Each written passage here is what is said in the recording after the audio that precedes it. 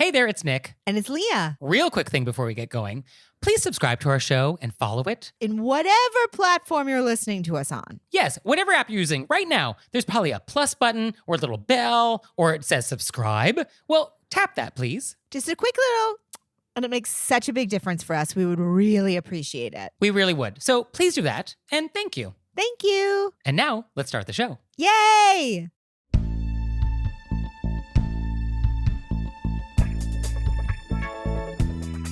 Do you use the wrong fork? Do you take advantage of strangers? Do you not recognize old friends? Were you raised by wolves? Let's find out. Here are things that can make it better when we have to live together. We can all use a little help. Some people don't ask themselves, were you raised by wolves? Hey everybody, it's Nick Leighton. And it's Leah Bonnema. And let's just get right down to it with our AMUSE-BOUCHE. I always get a little stressed because I know I'm about to not do something correctly. So for today's AMUSE-BOUCHE, I want to talk about using the right fork. Now we know I'm gonna be wrong. Thank goodness I have seen Pretty Woman. So, exactly. And people get in a tizzy about the fork thing. And Miss Manners actually calls it the great fork problem. Ooh. And the problem is not that people don't know what fork to use.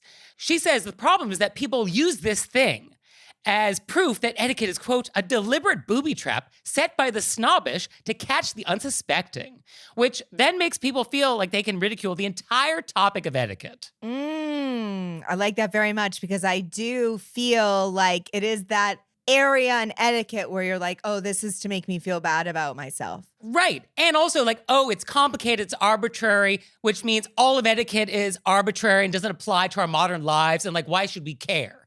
Like, etiquette is this old thing that doesn't apply to me. So you could be like, I don't do forks, but I do hold doors. Well, so Miss Manners does go on to say, though, that the defenders of etiquette, so that's us, also contribute to the great fork problem.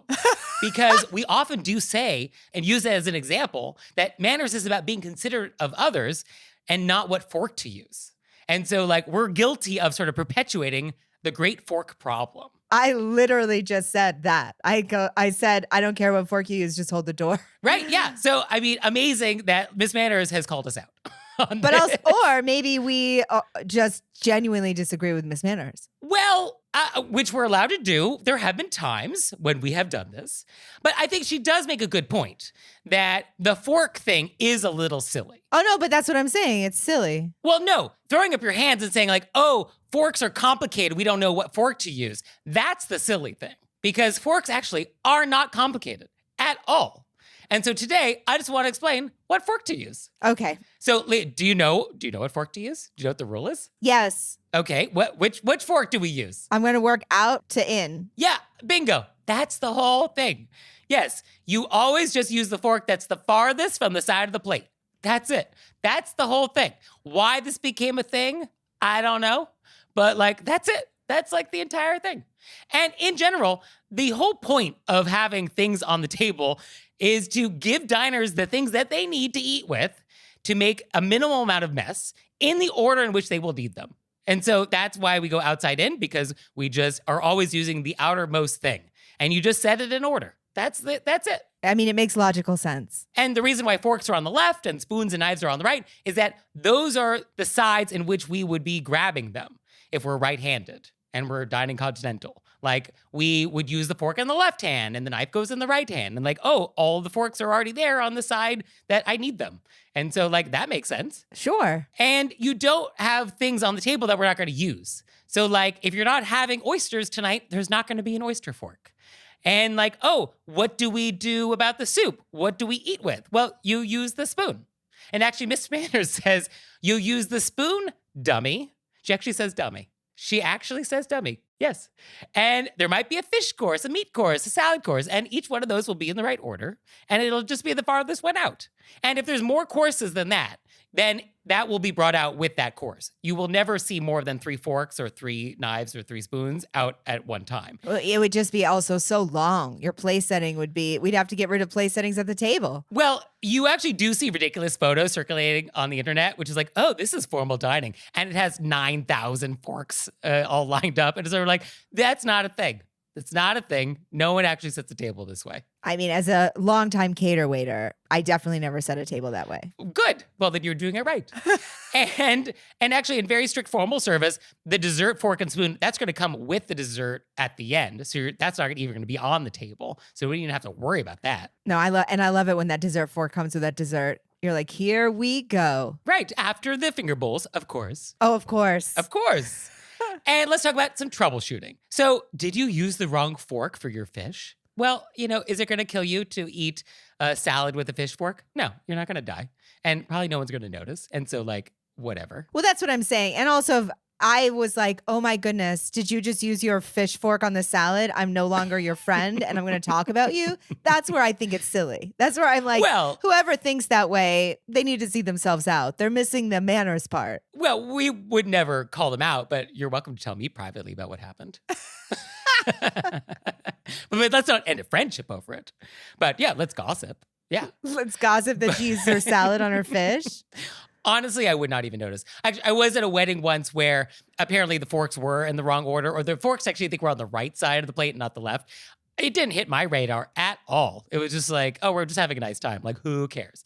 But also, it was like, if there were forks, that's a win. Oh, there's a fork here for me. That's great. That's how I feel. Can I get food into my mouth? Amazing. Amazing. Yeah, up here to that. Now, Miss Manners says, quote, I will let you in on a little secret of correcting mistakes.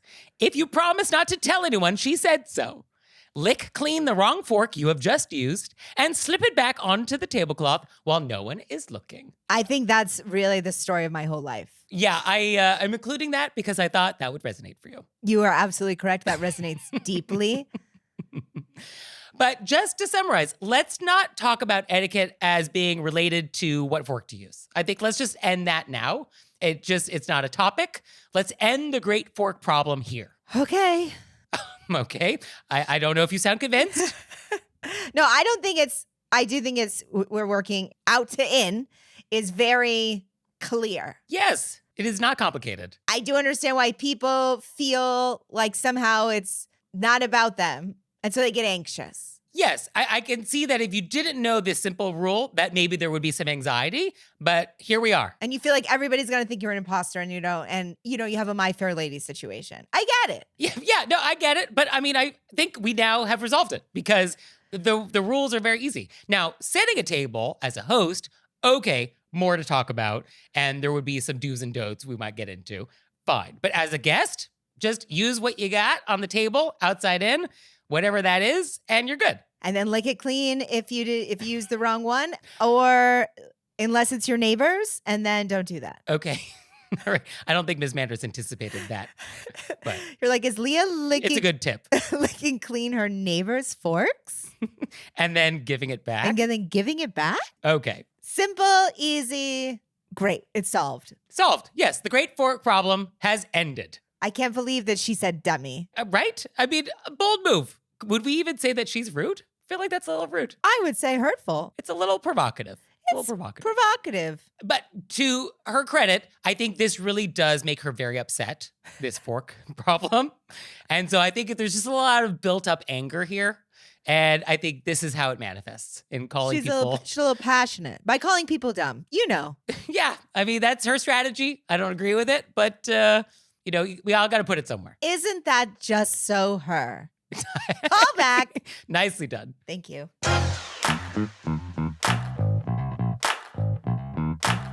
And we're back. And now it's time to go deep. Deep and suspect.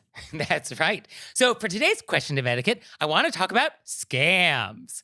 And this was prompted by a question we got from one of you, which is, quote, Today, I received a message from a number I didn't recognize. It didn't look like spam, so I asked who they were. It seemed to just be a case of wrong number, and when the person apologized, I let them know it was an easy mistake to make. They then invited me to dinner if I was ever in the Boston area as an apology. Since I don't live anywhere near Boston, I let them know this and that I wasn't bothered. They then reintroduced themselves and asked me my name. I'm not sure what the etiquette is for this situation. I'd assumed the person would stop messaging me after I let them know I wasn't who they wanted to text originally. I am also a little wary that this might actually be a scam message, as most random number messages are nowadays, and I don't feel comfortable giving a stranger my name. How do I politely let them know I'm not interested in any further messages? I'm so glad this person wrote in because I think this is such a big topic specifically for us, because I think there's so many scams right now and they're taking advantage of people's politeness. And there are new and unique ways in which they're getting into relationships with people and getting information out of people. And a person who wants to be nice and polite and friendly has to say no so many times that it feels uncomfortable, or just block the whole conversation. Yes, and I think just as our top line reminder, health and safety always trumps etiquette. And there's definitely a potential safety issue here, for sure. So I feel like we just want to keep that in mind, that like normal etiquette rules actually don't apply here. But it's hard. It is hard to be rude. And the whole way the scam works is that it is counting on you having a hard time being rude. I 100% agree. And they're just chipping away at little amounts of information and trying to create this friendly thing where you feel like you have to be friendly back. So they're literally living off people's wanting to be polite and friendly. For sure. Yes. I mean, that's the idea of like reciprocation. When people give you a little something, give you attention, give you compliments. Give you an invite to dinner as an apology. If you're in the Boston area, where are you at? It makes you then feel like you have to reciprocate that and give them something. And that's the whole thing. Like, relatedly, when a restaurant gives you mints at the end with the bill, they have shown that like, oh, they gave you some mints, people do tip more. Because they're like, oh, I got some mints, and so I'm a little indebted now. And that has been shown to boost tips. And so the similar psychological process is at play here. And I do think, I'm very glad that our letter writer sent this in, because I think this is happening everywhere. And I also think that a part of politeness is that people don't talk about it. They keep it to themselves. And so Nick and I are happy to talk about it. Delighted to, yes. I also think this kind of, what's interesting now is that these people who are pushing friendships and politeness, they're coming at people from so many different ways now that it's not just hey, I'm getting a phone call asking for something, or a link where you click it and it looks like your bank. These are more people who are specifically preying on one's need to be kind. Like, I recently had a cousin who was on a dating app. And they were going back and forth. They were messaging. They talked on the phone. This person had a lovely Southern accent to mix with the job they said they had. And then they were on a cruise ship and they got stuck. And can this person please loan them some money? And then that made my friend and cousin feel, I want to help out. I want to be friendly. I'm sure that, and it's on a dating app. So I feel like they're just finding places where you feel the need to be open and polite. For sure. Because a lot of us have trouble just blocking. Like, the way to handle it really is to just block this number. Yeah. Oh, I mean, the response here is like no response. Yes. Etiquette does not require you to respond to strangers over text like this. We do not have any relationship with this person. You already said wrong number. That is the end of it. That is as much as you're required to do. Do you even need to do that? Some would say you don't even have to respond and even indicate that your number is valid. So that also, not responding at all, I mean, eventually they'll figure out it's not a correct number. But you were very polite, I guess, to let them know, and then you just block it. That's the end of it. Definitely, we do not want to give them any personal information, for sure. Because, like, this is not a cocktail party. This is not a colleague. This is not even somebody you're just chatting up at the line at the deli. Like, this is nobody. This is a stranger on the internet. Also, and I think what Nick said is very important, is that they're trying to establish a relationship to make it harder for you to shut the door. Yes. And shutting the door is what is required. And for polite people, it's hard to slam a door in somebody's face. Like, we're not wired to do that, like, at all. And even somebody coming door to door, selling encyclopedias, which is a thing that used to happen when we both had encyclopedias and people selling things door to door. it is very difficult to say like, oh, I'm not interested in this thing. And then like close the door because they are trained to try and keep that door open and take advantage of the fact that you will have a hard time slamming a door. Yes. But you just gotta slam the door. That's fine. You could even just shut it gently. You could even do a wishing you all the best block. Exactly.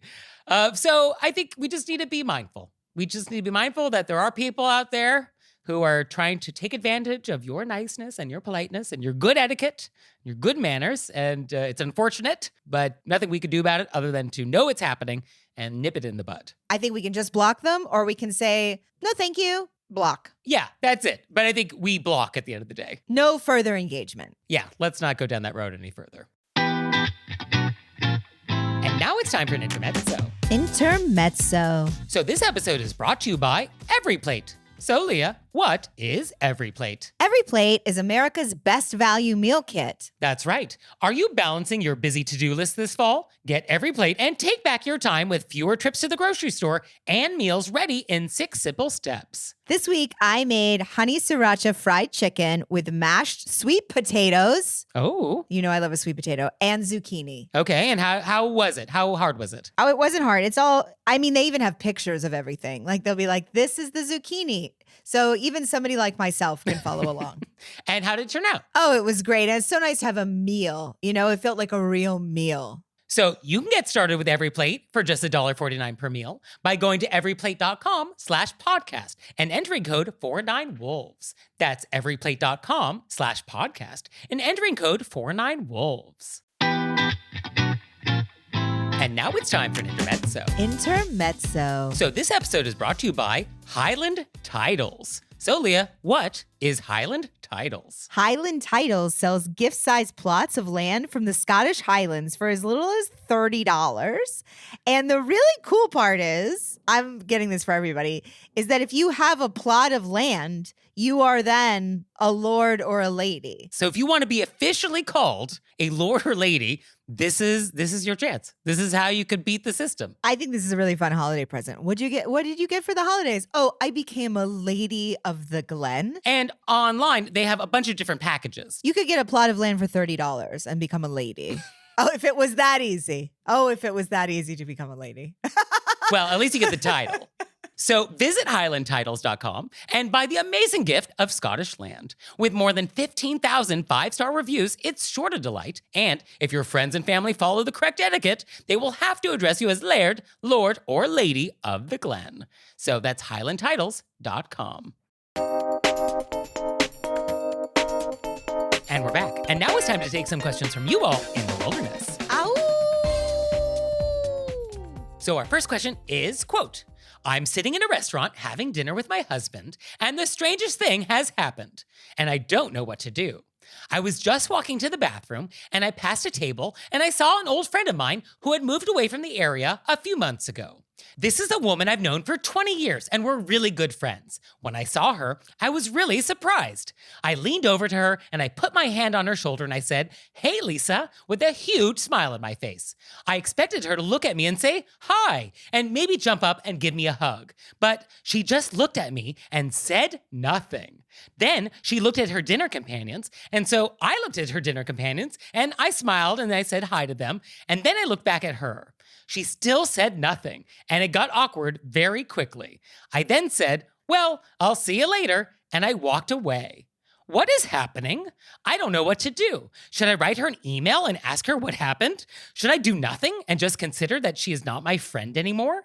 It was so strange and unexpected from such an old friend. I feel really weirded out. Please help. Oh, it feels like a dream, like a bad dream where you walk up to a group of people that you know and then they all look at you like they don't know you. I mean, the best we can hope for here is that this was not your friend. I know. I was like, does Lisa have a twin?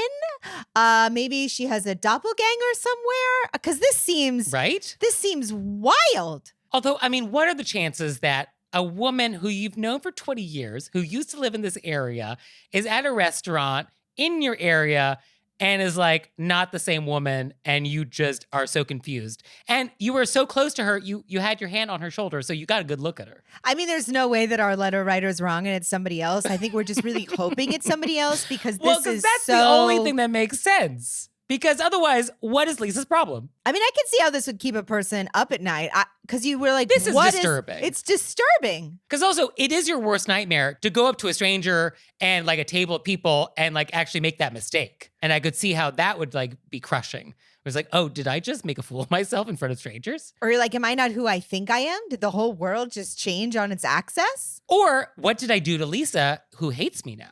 Who can't even acknowledge my presence? I mean, this is the cut. Oh, it is the cut. This is a real life example of the cut. This is the cut direct. And I just hate to decide this, but it just seems like Lisa, we've established that it's not a Lisa lookalike. That seems too improbable. No, I mean, it's impossible. I feel like we could just take this off the table. No, we were It's not just a hoping twin. for a good... It's not somebody who's sort of like Lisa. This was Lisa. So the only is that Lisa is horrible. Or Lisa just was so surprised and didn't know what to do and was in shock. I guess that's an explanation. Like, I just wasn't expecting to run into the letter writer here, and I just didn't know what to do, and I just froze. Okay, if I ran into you in like the San Diego Zoo, where I don't normally there, you're not normally there, and then I saw you and you came over and you said, "Hey, Leah," my shock would last half a second, and then I go, "Oh, Nick." That would be pretty amazing if you did nothing. And then I just stared with my dead eyes. And you just stared blankly. And I was like, well, nice seeing you at the zoo, Leah. See you later. So I think that we should send the real Lisa an email the next day, which is just like, hey, Lisa, did I see you at Biscuitville last night? Hope everything is going well for you wherever you are. All right, just was thinking of you. And then like leave it at that. I feel that's lovely. Yeah. I think that's lovely. Yeah. I see why that would be the answer. But I do want to say, like, our letter writer is in the right here. Yes, but I mean, has a crime been committed? I think we have not confirmed that. Was this a malicious act? What other... I'm just taking a Leah Bonnema benefit No, of I the appreciate doubt. that. But I think we could benefit the doubt by being like, hey, Lisa, I think I saw you last night at, what did you say, Biscuit Queens? Biscuitville. Biscuitville. Yeah, it's a real place. Yeah, it's like in North Carolina, Virginia, South Carolina. Yeah, biscuits. I think I saw you at Biscuitville, and I wanted to say hi, but you didn't seem to recognize me. I was wondering if something happened that I didn't know about. Okay, we want to go there. So we are taking off the table the idea of, oh, maybe it wasn't Lisa, or giving her an out if it was Lisa, but we want to allow her to save face. But we want to just go straight to the polite yet direct, which is like, hey, I saw you at Biscuitville, and you didn't say hi back, and so what's up? Yes. We just want to go to that. Well, we're saying, I'm pretty sure I saw you. So I'm giving you the little bit in between pretty sure and totally sure. Okay. You may have a twin. I'm pretty sure I saw you. I went to say hi. You didn't say hi back. Wondering what was up. Okay, and I guess we would give her the opportunity to explain herself. Yes. Yeah, because I do want an explanation. I want an explanation. Now, what if Lisa is like, oh, I wasn't at Biscuitville last night? Then I think we would feel so relieved. And then also just like, oh no. But also, at least something didn't happen with Lisa that I'm not aware of. Right. I've also had people come up to me and think I was somebody else, and you know what I said? I think you have the wrong person. Yes. Oh, this happened to me yesterday. Somebody's like, Dan? And I was like, no, I'm not Dan. And that was the end of that. That's the end of it. You just you respond to another person. Yes. Oh, I'm not this person. But hello. That's why there's nothing. This person did nothing. Yeah, I think the rude thing here is that Lisa didn't do anything. That's what's rude. There was no response. No response. It's That's the problem. It's like treating our letter writer like they don't exist, which is horrible. Well, I mean, is this the Sixth Sense? Spoiler alert. Well, that's what it is. You're like, am I in a nightmare? Yeah. So I would love some follow-up on this. I definitely need some aftermath. So letter writer, please reach out to Lisa and let us know what happened here. What happened? Please let us know. And then if Lisa doesn't write back, we're going to have to assume that Lisa has been body snatched and somebody else is, there's an alien in Lisa. Yeah, at Biscuitville. And this is the beginning of the takeover. At Biscuitville, which I would like to rename Biscuit Queens because that sounds like a good time. Okay. So our next question is, quote, I have a dear friend who declines invitations by replying that the activity is something she is, quote, not interested in, or, quote, doesn't like. She usually ends the response saying, I'm going to pass at this time, but thanks for inviting me. I feel a bit insulted that she has harshly judged something that I clearly enjoy. I wouldn't want her to accept an invitation to an event or activity that she finds unpleasant or boring. I can accept that, no problem. But my inclination is to leave that part out when sending regrets, so as to not offend.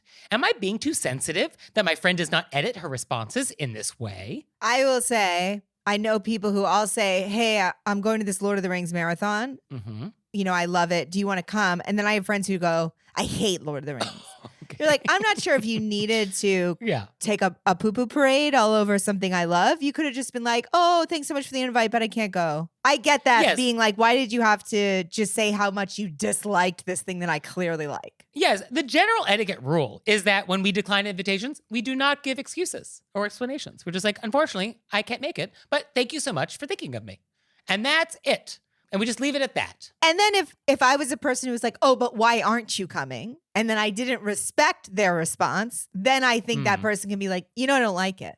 And I walked into it because I pushed. Yes. I mean, it is also, generally speaking, rude to ask somebody why they've declined an event. Definitely. But if they do, well, then I guess you can say, yes, this is the reason, if you want to be honest about it. So I think that we're doing our etiquette dance where you just say, I can't go. And I go, okay. Now, the phrase, I'm going to pass, I really don't like this phrase. Yeah. And people use it a lot.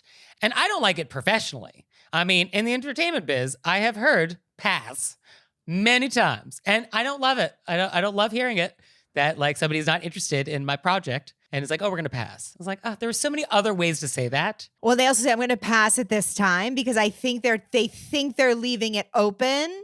They think they're not being a rejection word. They're just sliding over. They're sliding over. But I agree with you. I don't like it either. No, I don't like the phrasing at all. Because like the better thing to say would be like, this is not the right fit for us right now, but thank you so much. That's also vague. That's also a pass. But like that just doesn't sting as much as like pass. Because pass is judgmental. There's no way to pass on something that doesn't include judgment. We're passing because we don't want to. There's no other reason why we pass. It's just like, oh, I don't care for this. I don't want to. It's elective. I agree with you. Rather than like, I'm busy or I'm unavailable or any of the other things, or it's not a good fit. It's just like, oh, I've just decided I have better things. And it also feels like I'm up here on this high chair and you're down here Yes. and I'm like giving you a 1 out of 10 as a judge. And I'm like, pass. It comes with like a noise to it. Pass. Yes, it's a little, there is that flavor to it. And I don't care for it. So I don't like it in business context. Personal, it is not something I think we should be using in a personal context. When we're rejecting an invitation to something or it just, I don't love it. I 100% agree with you. I don't love it either. Yeah, it's just like, oh, would you like some mashed potatoes? I'll pass. It's like, And I was trying to think like, oh, is there a tone which we could use, I'll pass and it sounds fine? And I was like, no, there's actually no tone we can use that doesn't make it sound like dismissive and rude. Unless that's what you're going for. And then you've nailed it. Oh, well, etiquette is just a form of communication. So if you want to send that signal and that's what you want to communicate, well, then this is great. Yeah, just make a conscious choice. Yes, you could say, well, then I'm going to pass on inviting you to things in the future. So yes, letter writer, it is a little rude to give you reasons, which are sort of judgmental for why somebody does want to do something. And just to add for good measure, like, oh, I'm going to pass at this time. But does our letter writer, I think our letter writer wants to know also, is it okay for her to say to her friend, can you stop saying that? Yeah, I think you can have a polite, direct conversation about a better way to decline invitations, which is like, hey, no problem if you can't do something I invite you to. Just let me know you can't. I don't necessarily need your reasons. And I think I would say that to their face instead of over text because text. Oh, no, this is in person. Yeah, text, you really lose tone. Oh, yeah, no, this, because there would also maybe be a little conversation around it, because this person is not doing this maliciously. Not at all. I would hope. Like, this is just, they just think that I'll pass. They think it's a polite phrase. I think a lot of people do think this is a very polite or neutral phrase. I think so too. And I don't think people realize like, oh, this does not come across to many people as neutral or polite. And I think even because it's our friend, we can explain why it makes us feel bad. Like, hey, this is something I love. So you don't have to tell me that you don't like it. I'm cool if you just don't want to come. It makes me feel bad. Right. And stop saying I'll pass. Just And say if you you're could not stop available. saying I'll pass because it really upsets Nick. And Yeah, I'll fall on that sword. Absolutely. Yeah.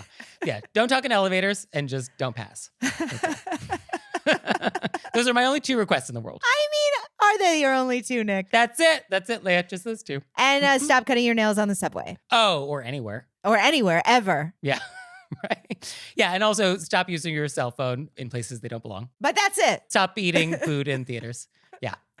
And also, like, stop having your voicemail box full after making me call you back. What is happening with that? That's happened Is to me that not multiple times outrageous? this week. Yeah, it's just like the number of people I've had to text me like, hey, replying to your phone call, your voicemail box is full. It's like, what is happening? I don't understand what's happening. I have lots of voicemail in my iPhone. Maybe these are different devices. Like, how many voicemails do you have? I don't know. I don't know. Anyway. I just wanted to point out that it's maybe not just 2. Okay. Fair enough. Okay, maybe I have a slightly longer list, but definitely this is on it. This is on the list.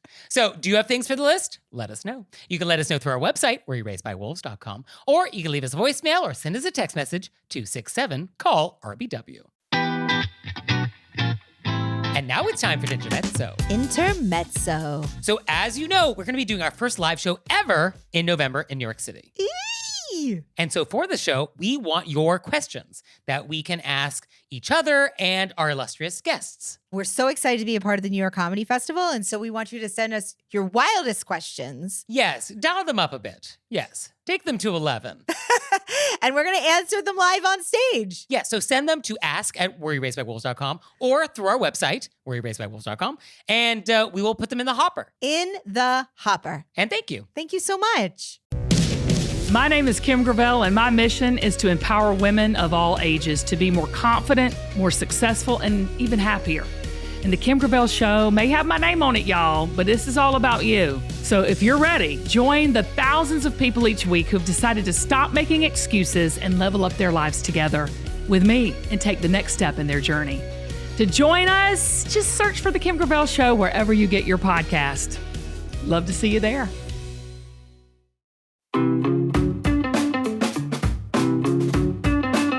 And we're back. And now it's time to play a game we like to call Vent or Repent, Vent to repent. which is our opportunity to vent about some bad etiquette experience we've had recently, or we can repent for some etiquette faux pas we've committed. So, Leah, would you like to vent or repent? I would like to say that I had to repent, Uh-huh. but I just went in Oh, and fixed the situation. okay. All right, so you nullified it. I nullified it because I just went to them and I said, hey, did I read this wrong? That way I didn't have to live in this. Oh, but then our content opportunity has been lost. And then because I fixed it, I have to do a event. Okay.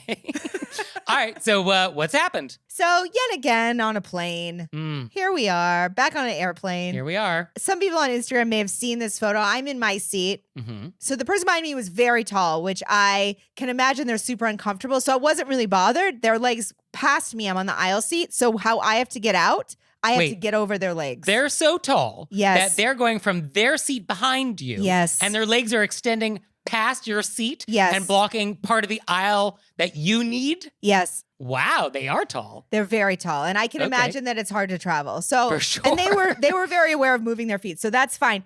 Also, right in front of me, there was a person who had 3 seats. They slept across a seat. Their legs were out in the aisle. So I am in a jail of others' legs. Okay. Yeah, a lot of feet. It's a lot of feet. And I was like, whatever. I mean, Okay. it's not, I'm not going to. Then, Mm-hmm. so I have my dog with me. I have Lacey Jane. Mm-hmm. So I'm surrounded by legs, which I think if I was a flight attendant, that would be the red flag. There's like 4 legs in the aisle. Yeah, that feels not good for egress. Yes. Lacey's nose, I had unzipped. I like to keep her nose unzipped sometimes, and I give her a little itchy under the chin. Hey, babe, how you doing? Mhm. Her nose is sticking out of the bag. That's it. Okay. I get up to get coffee. I come back, so I have 2 coffees in my hand. No lid. They didn't give me a lid. Mm-hmm. The flight attendant comes over, and she's like, you got to zip that dog back up. I was like, it's literally just the tip of her nose, but she's upset about it. Fine. But I can't get past the 4 legs. She's not mentioning the legs. She then Right. is like getting worked up about it. So I recognize, okay, this is a person who hates dogs, but I can't get over the legs. And she's talking and she won't hold the coffees for me. So then, and she's stepping into me in, what is this, 2 feet? So I back up to try to get into my seat. I fall over the legs. Oh. I dump the coffee Oh, no. on all the legs. Oh, my goodness. All the legs are now covered in coffee. Okay. And she's just talking about the dog. And I go, I just spilled coffee all over everybody. So can we handle this situation? And I will zip up. Yeah, we'll get there. I will zip it up the whole way. But Wow. you have just created, I'm burning people. Right. I'm falling over legs because they're in the aisle, and you're making a big deal about a dog that's under the seat with just the nose sticking out. Like, I think tree for the woods. Wow. Oh my goodness. Okay, so a lot just happened. She basically backed me into this seat where I couldn't sit down because there were legs in front of it. So I kind of had to fall back holding coffee. She didn't hold the coffee. The guy whose legs I spilled it on was very nice. He was trying to clean up. We're all now trying to clean up. And she's just like, I can't zip the bag up with something in my hands. So you either have to take the coffee. Yeah, let's problem solve this. What's happening right now? What is happening? Yes, I think this was not the optimal way to handle any of this. Not at all. And I understand there are some people that don't like dogs, but like Lacey was in the bag. I'm telling you, it's just her little cute black nose sticking out. Okay. I mean, I get that the rule is whatever the rule is about dogs and their carriers, and that has to be zipped up. And that if that's what the rule is, okay, let's follow the rules. Fine. But it does feel like when we're thinking about how you were going to achieve this request, which you were happy Actively to comply, working against me. and then like going out of the way to make it really hard for you to do that, and then being upset when like, oh, now we have this chaotic scene that has now unfolded with legs that are now wet with coffee, and like, oh, what is happening? Yeah, no, I can see that this is not great. This is But very it's also, frustrating. I'm a rule follower. You know, Oh, for sure. Lacey was not walking up and down the aisle. She's not in the seat. She's not even half out of the bed. You had to look really hard to see her nose. Yeah. Also, if what you are is a rule follower, maybe let's deal with these 4 legs. I mean, yeah, are there rules about people just hanging out in the aisle? Or maybe give coffee with lids on it. How did this become the big issue to the fact that you walked me backwards into my seat? I fell. You don't apologize or help with the coffee. Oh, you were not going to get an apology from this person. Me and Legs are all trying to deal with the situation. Although I have not been on any airplanes where they have lids for coffee. Am I on the wrong airplanes? Is that normally I'm just a thing? saying, if you want to be able to walk people backwards with coffee, you better secure those coffees. Fair enough. Yes. Sippy cups for everybody. So, well, I'm sorry this happened to you. I just thought it was wild. Well, for me, I would also like to vent. And so, as everybody knows, I was in London recently, and I had a great breakfast at Claridge's with William Hanson, who is the etiquette expert in the UK.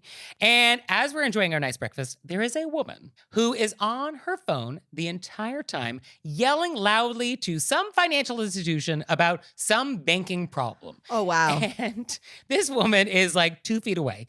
And it's Claridge's, which is like definitely a fancy schmancy hotel. And this is definitely like, if there could have been a harp, there would have been a harp at the breakfast. I mean, it is that type of dining room that would have had a harpist. Maybe they were just off on a Monday. But it's like, that's the vibe. And so like yelling at your bank about something is like not the vibe. And so William and I obviously like make eye contact about this and we're like, what is this woman doing? And so William actually leaves the table for a moment and the woman leans over to me and is like, oh, is that the etiquette guy? And I was like, yes, that is. And I did that in a way which was like, oh, that will be the end of this conversation. Like, I'll answer your question, but like, we're not going to be having a whole chat here. But she didn't take the hint. And she then proceeded to tell me all about how she just moved to London and she was having trouble with her banking. And then William comes back and then she proceeds to like want to talk to him about how she recognizes him from something he's been on, like some television thing. And that goes on forever. And he's being very polite and gracious about it. But like, it's really hard to cut her off. And then she explains that she was just at Chanel yesterday and spent $1,000. And so why is her credit card turned off today? Because like she can afford to buy $1,000 purses at Chanel. And like, isn't that ridiculous? And trying to loop us in on this. And it's sort of like, no, this is not, we're not part of this. And like, I have a croissant here that I need to eat. And like, you're preventing me from doing that. So eventually we got her to sort of like end it and like for us to all go back to our respective breakfasts. But this was very long. This is a very long conversation, way longer than it needed to be, and way more oversharing than is appropriate. Oh, it's so wild when you get looped in and you're like, when is this going to stop? I have no way out. What are they doing? I'm hostage. You're hostage. Yeah, I mean, the number of times I was just like, well, it was so nice chatting with you. Hope you have a great rest of your breakfast. I mean, how many variations of that did I say? But she just bulldozed through all of it. Wow. Right? Yes. And not that it matters, but she was American. And I think because I'm American and like, oh, we're all Americans together. So like we have that in common. So therefore, like, let's talk about our banking problem, like friends. Like maybe that's what it was. And it's kind of like, oh, no, that's not how that works. It's like when you're like, we all feel the same way. Let's collectively. Right. Yeah. No, don't rope me into whatever that is. Yeah. I don't have anything to do with that. Yeah. The roping is the worst. It is the worst. So I don't love that this happened. And hopefully it won't happen again. And what a person to go through it with, though. I mean. Oh, yes. It was great to be at the table with William because like there's nobody else on the planet who I think gets it the way I get it. And like, we didn't have to say anything. It was just like, oh, we just understand. We get what just happened and we understand why it was such a problem and what is there to say. What is there to say? Let's go to the croissant. Yes, we are kindred etiquette spirits in this way. So good croissant though, we'll say. Great croissant. I heard the harps. Yes. I need to add something really quickly. Okay. For our listeners at home. And I'm not saying this because she's my dog. I'm saying this so for the full story. Lacey is the best flyer. She is so quiet. Yeah. She never makes a sound. She curls up into this little, you said croissant is what made me think of it. She curls up into this little croissant. I call her my croissant. Okay. She just sits there. She's so quiet. She doesn't make a sound. She stays in the bag. She's a good girl. You know, she's just a complete angel. And it's not like she was being a problem dog. And they were like, okay, let's deal with this wild woman with her wild dog. She was tucked away so cute and perfect. Yeah, I think there's just a lot happening at once and it just sort of became unmanageable. And it's unfortunate that it unfolded the way it did. But hopefully we've all learned something. I don't know what it was. Well, I guess bring your own coffee. I think Bring that's my own really coffee that's the lesson. and don't let somebody walk you backwards over legs because you're going to fall and then nobody's going to help you. Or don't fly commercial. I think that's really the lesson, Leah.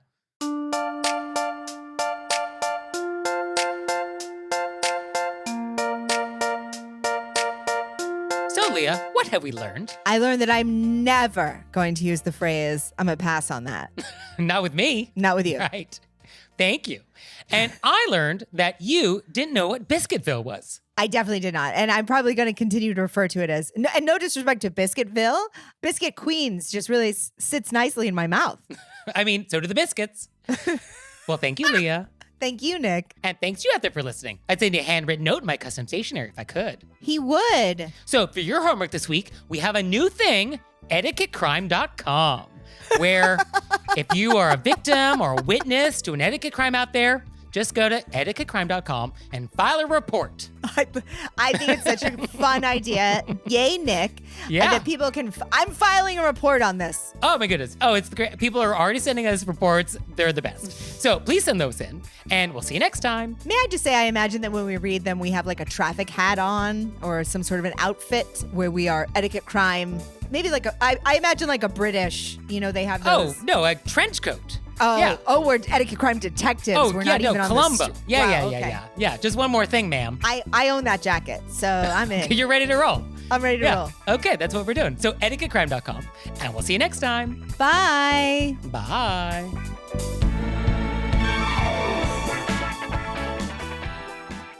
All right, Leah, it's time for Cordials of Kindness, the part of the show that you make us do, but I only give you 30 seconds to do it. Ready, set, go. So I was in Maine with Dustin and Lacey, and Dustin and Lacey were playing. They were running around, and Dustin's phone must have fallen out of his pocket. Mm-hmm. And then we went out on the trails, and I started getting these texts from Dustin's friend, and they said, hey, I think Dustin dropped his phone. Okay. And they screenshotted this message that whoever found the phone, I don't know how the phone was open, but they somehow went to his last text, which was like a group message, and said, hey, if you know the person whose phone this is, they dropped the phone at the Mahoosic Land Trust, and I'm putting it at the Welcome Center on top of the donation box. And then so everybody just messaged me, and they were like, hey, Dustin dropped his phone. And then we went back and found it. And I just wanted, what a lovely thing to do. What a great idea. And I really appreciate this person. Amazing. I mean, I am a little concerned about the security settings that we're using, but I like the outcome. I don't even know how his phone wasn't locked because it's always locked. But I mean, whatever magic happened, Okay. So some nice Samaritan hacked the phone Hacked the phone. and then sent a text message. I mean, what a nice thing. Lovely. And for me, we got a lovely email, which is this. I'm convinced your podcast is making me a better person. I've been listening for about a year, and I feel more confident to recognize rudeness and good manners. For example, some neighbors invited friends for hot dogs for the kids and drinks in the driveway for grown-ups. After work, I got a text from some other neighbors asking us to hang out. Before your podcast, I would have told the second couple to join us, knowing it would be casual. But now, I made sure to ask permission before inviting the second couple. It may seem minor, but you're helping me be more mindful. Thank you so much. That is so lovely. Isn't that nice? So, we got one. Only 7.999 billion to go. I mean, it's so lovely to think that we are having an effect on people feeling good. That is really lovely. Yeah, because we do our show and we kind of send it out into the universe and we hope for the best. So it is nice to hear back that, oh, this is actually doing something for somebody. I really appreciate that. Thank you. Yeah, thank you. This makes my day. Oh, Leah, one more thing. What? Have you signed up for Patreon yet? I have. Me too. You out there, have you signed up for Patreon yet? No? Well, go to our website, wereraisedbywolves.com, click on monthly membership, check it out, because we would really appreciate it if you'd support our show. We love your support. We would. So please do that, and we'll see you next time. Bye. Bye.